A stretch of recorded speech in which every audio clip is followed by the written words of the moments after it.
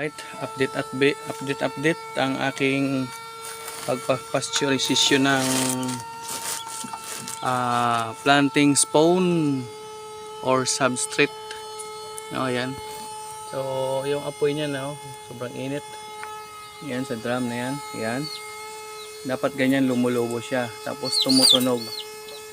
Ang magandang purpose yan kung bakit siya tumutunog, para ka ring nag-ano ng, alam mo yung ano, yung pressure cooker. Nilagyan ko siya ng pito guys sa gitna.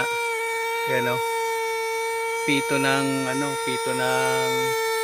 gulong, no? Yan, kaya marinig nyo, para ka rin naka pressure cooker. So hindi mo kailangan butasan lang ng basta yung plastic, dahil hindi mo maramdaman kung gaano kalakas yung kanyang temperature sa loob, heat temperature. Yan.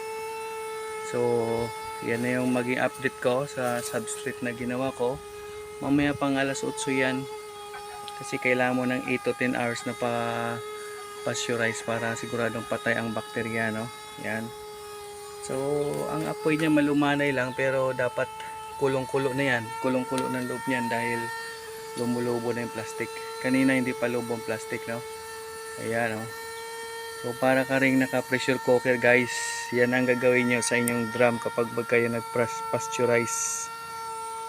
Ito yung paggagawa ng mushroom, angel white or Florida white mushroom.